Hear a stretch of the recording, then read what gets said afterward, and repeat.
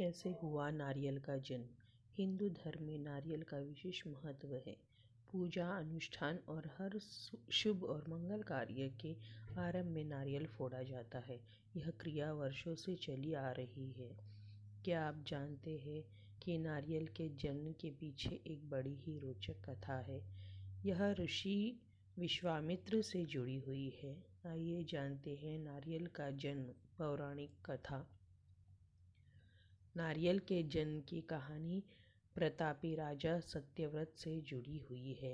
ईश्वर पर अटूट विश्वास रखने वाले राजा सत्यव्रत को स्वर्गलोक का अलौकिक सौंदर्य सदा आकर्षित करता था।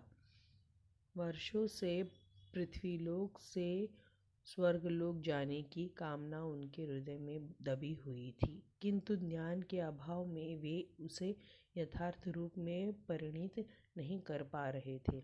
एक बार राजा सत्यव्रत के राज्य में भयंकर सूखा पड़ा। इन स्थिति में राजा ने धन धान्य से अपनी प्रजा की भरपूर सहायता की। राजा की सहायता प्राप्त करने वालों में ऋषि विश्वामित्र का परिवार भी सम्मिलित था, जो विश्वामित्र के तपस्या के लिए वन चले जाने के पश्चात भूखा प्यासा भटक रहा था।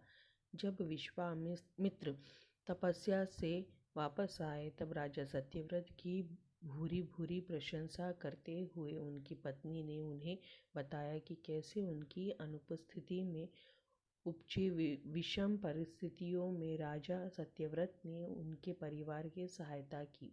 यह सुनकर विश्वामित्र आभार व्यक्त करने राजा सत्यव्रत के दरबार पहुँचे। राजा सत्यव्रत ने उनका स्वागत और आदर सत्कार किया और उनके आने का कारण पूछा। ऋषि विश्वामित्र ने अपने परिवार की सहायता के लिए राजा का आभार व्यक्त करते हुए उन्हें वरदान मांगने को कहा।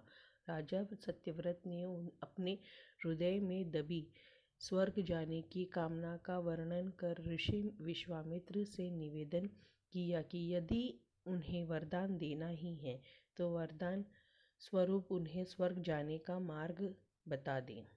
राजा को वरदान देते ही विश्वामित्र अपने तेज और शक्ति से एक ऐसा मार्ग का निर्माण किया जो सीधा स्वर्ग को जाता था।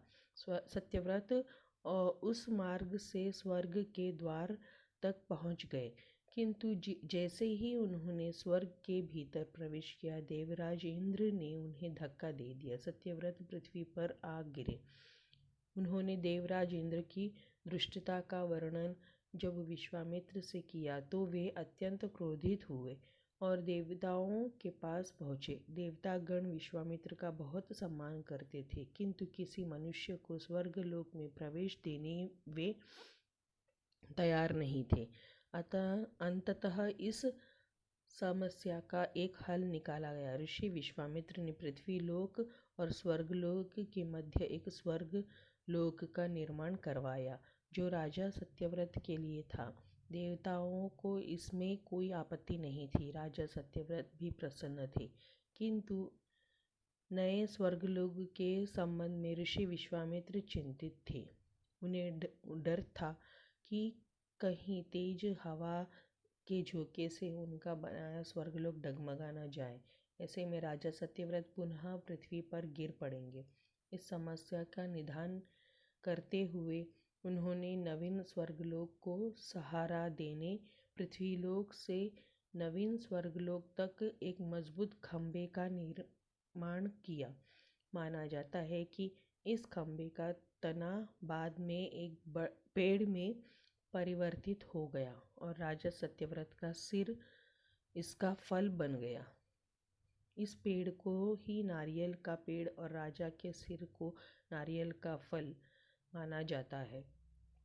यही कारण है कि नारियल के पेड़ बहुत ऊंचे होते हैं और उसके फल बहुत ऊंचाई पर लगते हैं। कथा अनुसार पृथ्वीलोक और स्वर्गलोक के मध्य लटके होने के कारण राजा सत्यव्रत को ना इधर का ना उधर का उपाधि दी गई।